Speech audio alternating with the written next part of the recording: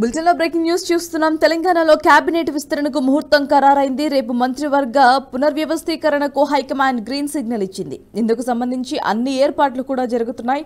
అయితే కేబినెట్ విస్తరణపై ముఖ్యమంత్రి రేవంత్ రెడ్డి కసరత్తు చేస్తున్నారు. హైకమాండ్ చేసిన సూచనలు ఏంటి, ఇటీవలే పార్టీ మారిన వారికి చోటు కల్పిస్తారా అనేదే ఆసక్తికరంగా మారింది.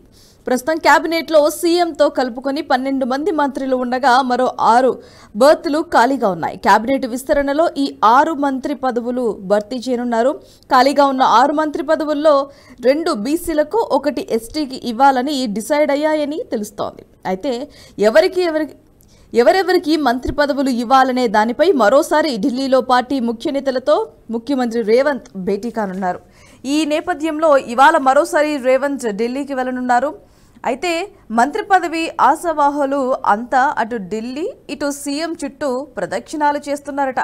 హైదరాబాద్, రంగారెడ్డి, నిజామాబాద్, ఆదిలాబాద్ జిల్లాలకు ప్రస్తుత కేబినెట్లో ప్రాతినిధ్యం లభించలేదు. కేబినెట్ విస్తరణలో ఈ నెల 4 ఉమ్మడి జిల్లాలకు తప్పనిసరి అవకాశం కల్పించాల్సిన పరిస్థితి అయితే ఏర్పడింది.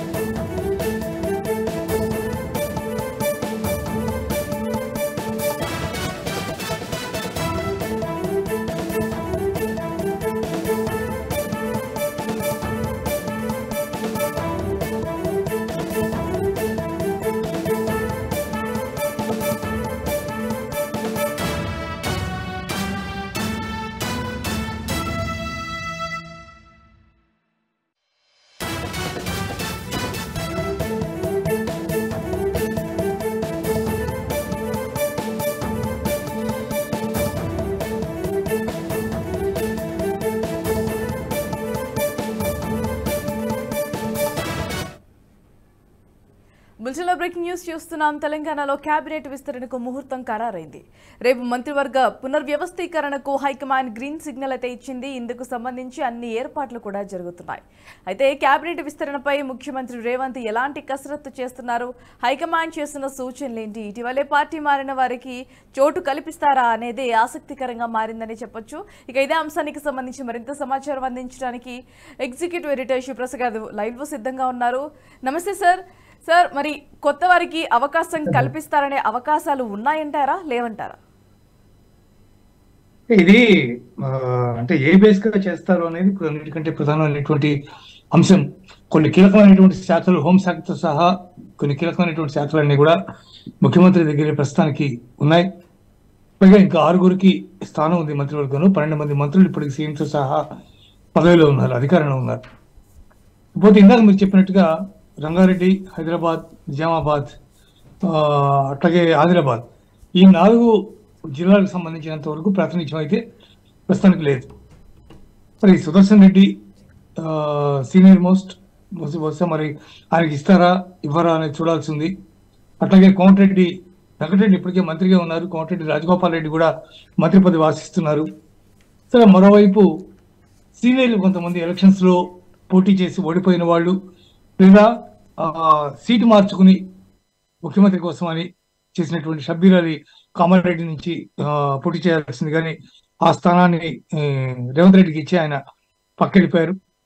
అట్లాగే మొదయాష్కి ఓడిపోయారు ఎల్బీ నగర్ నుంచి పోటీ చేసి. ఇట్లా కొంతమంది సీనియర్లు కూడా దీంట్లో ఉన్నారు. అట్లాగే పార్టీకి సంబంధించి చాలా సీరియస్ గా వర్క్ చేసి కూడా ఎటువంటి స్థానం లభించినటువంటి వాళ్ళు కూడా కొంతమంది ఉన్నారు. అద్దంకి దయాకర్ లాంటి వాళ్ళు కూడా ఉన్నారు. అయితే ఇప్పుడు మరి ఏం చేస్తారు, ఎట్లా చేస్తారు, ఈక్వేషన్స్ అనేది చెప్పడం చాలా కష్టసాధ్యమైనటువంటి విషయం.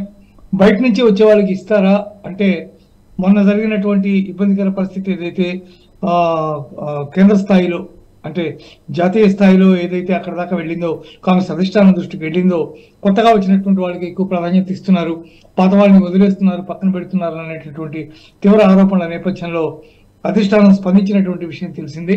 దానికి సంబంధించి రాష్ట్ర ఇన్ఛార్జ్ దీప్దాస్ మున్షి కూడా మాట్లాడారు. తప్పకుండా పాత వాళ్ళు సీనియర్లు ఎవరైతే ఉన్నారో వాళ్ళకి తగ్గ గౌరవం లభిస్తుంది అని చెప్పినటువంటి వాళ్ళు చెప్పిన పరిస్థితి ఉంది. సార్, ఎక్కువగా ఎవరికి అవకాశాలు దక్కే అవకాశాలు ఉన్నాయని అంటారు?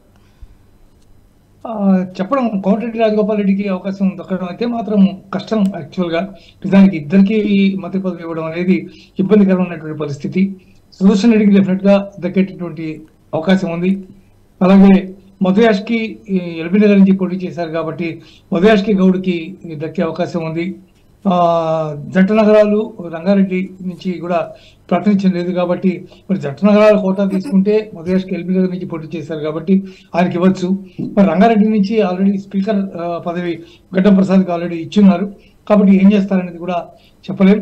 మొత్తానికి అందరినీ సాటిస్ఫై చేసేటటువంటి అవకాశం కోసం ముఖ్యమంత్రి ప్రయత్నిస్తున్నట్టుగా కనిపిస్తోంది. అద్దంకి దయాకర్ చాలా కాలం నుంచి ముఖ్యమంత్రి వెంటే ఉంటూ ఎన్నికల ప్రచారంలో కూడా ఆయన వెంట ప్రతి చోటికి వెళ్ళి ఇంతవరకు ఏమీ ఇవ్వలేదు. ఆయన పదవి ఎమ్మెల్సీ కూడా ఇవ్వలేదు. ఎమ్మెల్సీ ఇస్తారనుకున్నారు, అది కూడా ఇవ్వలేదు. మరి ఇప్పుడు ఈ మంత్రి పదవుల యొక్క ఎక్స్టెన్షన్ లో డెఫినెట్ గా ఆయన కూడా ఒక మంత్రి పదవి ఇచ్చే అవకాశం ఉంది అనేటటువంటి మాట కూడా వినిపిస్తోంది. చాలా మంది పేర్లు వినిపిస్తున్నాయి. అంటే ఇలాగే ఉన్న పదవి నుంచి తొలగించి ఇప్పుడు సీతక్కకి అవకాశం ఇచ్చే అవకాశాలు ఎక్కువగా ఉన్నాయని వినపడుతున్నాయి. మరి దాన్ని ఎలా చూడొచ్చు అని అంటారు హోమ్ మినిస్టర్ గా? హోంశాఖ సీతక్కకి ఇస్తారని మొదటి నుంచి కూడా అంటూ వచ్చారు. కానీ నాకు తెలిసినంత వరకు రేవంత్ రెడ్డి హోంశాఖ డిస్ట్రిబ్యూట్ చేస్తారు ఇంకొకళ్ళకి చెప్పి నేను అనుకోవట్లేదు.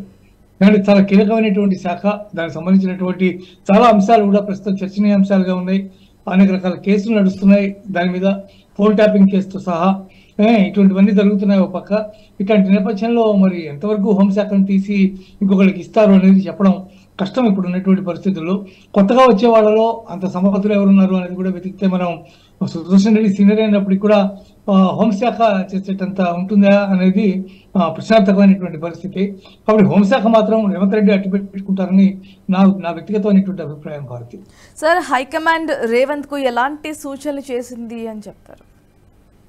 అంటే పాత వాళ్ళకి ప్రాధాన్యం ఇవ్వాలి, తప్పకుండా వాళ్ళందరికీ తగినటువంటి గుర్తింపు గౌరవం ఇవ్వాలి, లేకపోతే పార్టీకి ఇబ్బందికరమైనటువంటి పరిస్థితి ఏర్పడుతుంది.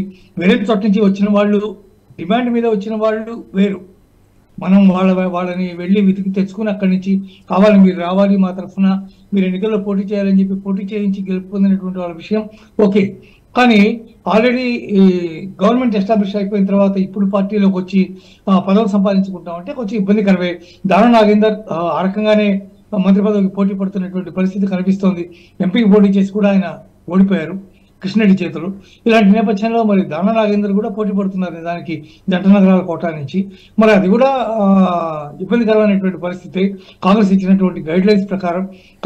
గతంలో కాంగ్రెస్ పార్టీలో ఉండి ఆ తర్వాత బీఆర్ఎస్ లోకి వెళ్ళారు కాబట్టి ఒకవేళ దాన్ని ఏమైనా పరిగణలోకి తీసుకుంటారా అనేది తెలీదు. మొత్తం మీద కాంగ్రెస్ అధిష్టానం ఇచ్చినటువంటి గైడ్ లైన్స్ కనుక చూస్తే రీసెంట్ గా గెలిచిన తర్వాత పార్టీలోకి వచ్చినటువంటి వాళ్ళని ప్రధానంగా పరిగణలోకి తీసుకుని వాళ్ళకి పదవులు కట్టబెట్టి స్థానికంగా ఉన్నటువంటి వాళ్ళు చాలా కాలం నుంచి కాంగ్రెస్ పార్టీకి సేవ చేస్తున్నటువంటి వాళ్ళని పక్కన పెడితే మాత్రం ఇబ్బందికర పరిస్థితులు ఏర్పడతాయి, కాంగ్రెస్ వ్యతిరేకత ఏర్పడుతుంది. కాబట్టి ఆ రకమైనటువంటి వైఖరి వహించద్దు అని చెప్పి రేవంత్ రెడ్డికి స్పష్టమైనటువంటి ఆదేశాలు ఇచ్చినట్టుగా సమాచారం ఉంది. భారతి సార్, 4 ఉమ్మడి జిల్లాలకు తప్పనిసరిగా అవకాశం కల్పించాల్సిన పరిస్థితి అయితే ఏర్పడింది. అవకాశం దక్కకుంటే పరిస్థితి ఎలా ఉండబోతుంది అని అనుకోవచ్చు? ఏముంది, ఇప్పుడు బీజేపీ లాస్ట్ టైం మనం చూసాం భారతీయ జనతా పార్టీ ఎట్లాగైతే స్థానిక సంస్థల ఎన్నికల్లో జీహెచ్ఎంసీ పోటీ చేసినప్పుడు ఎటువంటి ప్రభావం చూపించిందో మనం చూసాం. అందువల్ల ఒకవేళ అట్లా ఏదైనా ఉంటే ఒకవేళ మిగిలినటువంటి ఎమ్మెల్యేలు ఎవరైనా ఒకవేళ వ్యతిరేకంగా ఉంటాయి. అంటే చాలా మంది జంట నగరాల నుంచి గెలిచిన వాళ్ళందరూ కూడా ఎక్కువ మంది బీఆర్ఎస్ నుంచి గెలిచారు. కాంగ్రెస్ పార్టీకి గెలుపు లేదు కదా, బీఆర్ఎస్ నుంచి గెలిచిన వాళ్ళే ఎక్కువ మంది మాక్సిమం అందరూ ఉన్నారు. అందువల్ల అక్కడి నుంచి వచ్చిన వాళ్ళే దీంట్లో ఉంటారు తప్ప వీళ్ళంతా వీళ్ళుగా కాంగ్రెస్ పార్టీ మీద గెలిచిన వాళ్ళు ఎవరు లేరు. మరి అట్లాంటి నేపథ్యంలో మరి వాళ్ళకి ఏ విధంగా జంట నగరాలకు ప్రాతినిధ్యం ఇవ్వాలి? ఇందాక నేను చెప్పినట్టుగా మధుయాష్కి గౌడ్ ఎల్బీ నగర్ నుంచి పోటీ చేసి ఓడిపోయారు కాబట్టి ఒకవేళ ఆయన ఎల్బీ నగర్ స్థానం నుంచి ఆయన సీనియర్ మోస్ట్ కాంగ్రెస్ లో ఉన్నారు కాబట్టి ఆయనకు అవకాశం ఉండేటటువంటి పరిస్థితి ఉండొచ్చు. దాన నాగేందర్ ప్రయత్నం చేస్తున్నారు. యాక్చువల్ గా ముఖ్యమంత్రి దగ్గరికి చాలా గట్టి లాబీ చేస్తున్నట్టుగా సమాచారం ఉంది. మరి అయితే ఆయన కూడా బీఆర్ఎస్ నుంచి ఇటు వచ్చినటువంటి వ్యక్తి. మరి ఏ మేరకు ఇవన్నీ కూడా సాధ్యమవుతాయి అనేది చెప్పడం కష్టసాధ్యమైనటువంటి విషయం. అందువల్ల అప్పుడే బలన ఇట్లా ఉంటాయి అని చెప్పడం అనేది కేవలం ఊహాజనితం మాత్రమే అవుతుందని భావిస్తున్నారు చాలా మంది భారతీయులు. సార్, ఇప్పటికే అలకలు అసంతృప్తులు ఎక్కువగా కనిపిస్తున్నాయి పార్టీలో. మరి ఎలా ముందుకు వెళ్ళనున్నారు? ఒకవేళ అవకాశం దక్కని వారిని అధిష్టానం ఎలా సంతృప్తి అయ్యేలా చేస్తారు అని అంటారు? అంటే మిగిలిన నామినేటెడ్ పోస్టులు ఇంకా చాలా ఉన్నాయి ఈ రాష్ట్రంలో, ఇంకా అవన్నీ భర్తీ చేయాల్సి ఉంది. వాటి మీద కూడా కసరత్తు జరుగుతోంది. ముందు మంత్రివర్గ విస్తరణ పూర్తయిపోయిన తర్వాత అప్పుడు ఎవరైతే అసంతృప్తులు ఉన్నారో వాళ్ళకి నామినేటెడ్ పోస్టుల్లో ప్రాధాన్యం ఇచ్చే అవకాశం ఉంది. కొన్ని చోట్ల కొన్ని పదవులు క్రియేట్ చేసి ఇచ్చినా కూడా మనం ఆశ్చర్యపోవాల్సినటువంటి అవసరం లేదు. అటువంటి పరిస్థితి కూడా ఉంటుంది కొన్ని సందర్భాల్లో. కాబట్టి అసంతృప్తి అనేది నిత్య అసంతృప్తి కొనసాగుతూనే ఉంటుంది. ఏ స్థాయిలో పడితే ఆ స్థాయిలో కొనసాగుతూనే ఉంటుంది డెఫినెట్ గా. దానికి ఎక్కడ కూడా మనం వాళ్ళందరినీ సాటిస్ఫై చేయాలంటే ఏ పార్టీ సాటిస్ఫై చేయలేదు, ఏ ముఖ్యమంత్రి కూడా సాటిస్ఫై చేయలేరు. అందువల్ల అసంతృప్తి అనేది నిత్యం అట్లా జరుగుతూనే ఉంటుంది. పార్టీలో ఆశాభులు అనేవాళ్ళు ఉంటూనే ఉంటారు. కానీ వాళ్ళ యొక్క స్థాయిని బట్టి, కాంగ్రెస్ పార్టీకి వాళ్ళు చేసినటువంటి సేవల్ని బట్టి, వాళ్ళకి కెపాసిటీస్ని బట్టి, వాటన్నిటిని బట్టి, అట్లాగే కుల సమీకరణాలు, అట్లాగే మిగిలినటువంటి అనేక రకాలైన అంశాలు పరిగణలోకి తీసుకుని మాత్రమే వాళ్ళందరినీ కూడా మంత్రి పదవులు కానీ ఇంకో పదవులు కానీ ఇవ్వడం జరుగుతుంది. అందువల్ల వాటన్నిటి పరిగణలోకి తీసుకుంటే ఎవరు ఫైనల్ గా నిలుస్తారో అనేది వడపోత తర్వాత మాత్రమే అది సాధ్యపడుతుంది. అయితే రేపు మంత్రివర్గ విస్తరణ అని కనుక అనుకున్నటువంటి పరిస్థితి కాబట్టి ఇప్పటికే చాలా కసరత్తు చేసి ఉండాలి అనేది స్పష్టంగా మనకి తెలుస్తోంది. బయటికి రాలేదు, కొన్ని పేర్లు బయటకు వచ్చినప్పటికీ కూడా ఎంతవరకు కన్ఫర్మ్డ్ అనేది ఇంకా తెలియదు. రకరకాలైనటువంటి ఊహాగానాలు వస్తూ ఉన్నాయి. అందువల్ల సుదర్శన్ రెడ్డికి మాత్రం ఖచ్చితంగా దక్కే అవకాశం కనిపిస్తుంది భారతి. సార్, రేపు టీపీసీసీ ఎవరికి దక్కే అవకాశాలు ఉన్నాయని అంటారు? టీపీసీసీ మీద కూడా తీవ్రమైనటువంటి గందరగోళ పరిస్థితి నెలకొంది. ఆయన సమయం అయిపోయినప్పటికీ కూడా ఆయన ఇంకా కొనసాగుతూ ఉన్నారు. టీపీసీసీకి సంబంధించి కూడా చాలా మంది పోటీ పడుతున్నారు. ముఖ్యంగా మహేష్ కుమార్ గౌడ్ పోటీ పడుతున్నటువంటి పరిస్థితి ఉంది. అలాగే సిఎల్పీ లీడర్ గా ఉండి చాలా కాలం పాటు పార్టీని ఎవరు లేనప్పుడు కూడా గట్టిగా నడిపించినటువంటి భట్టి విక్రమార్క పోటీ పడే అవకాశం ఉంది. ఇట్లా ఇద్దరు ముగ్గురు దీనికి సంబంధించి పోటీ పడుతున్నటువంటి వాళ్ళు ఉన్నారు. కానీ అప్పుడే చెప్పలేం. మల్లు రవి ఎంపీగా గెలిచే టెడిపోయారు కాబట్టి మల్లు రవి రేస్ నుంచి తప్పుకునేటటువంటి పరిస్థితి ఉంది. కాబట్టి ఆయన ఈ పోటీలో ఉండేటటువంటి అవకాశం లేదు. కొంతమంది యువ నాయకులు కూడా పోటీ పడుతున్నట్టుగా సమాచారం ఉంది. కానీ ఇంకా దాని మీద స్పష్టత లేదు. ముందు మంత్రివర్గ విస్తరణ అయిపోయిన తర్వాత మాత్రమే పిసిసికి సంబంధించినటువంటి నిర్ణయాలు, దానికి సంబంధించినటువంటి అంశాల మీద ప్రధానంగా చర్చించే పరిస్థితి కనిపిస్తుంది Bharathi. Right sir, thanks for the update.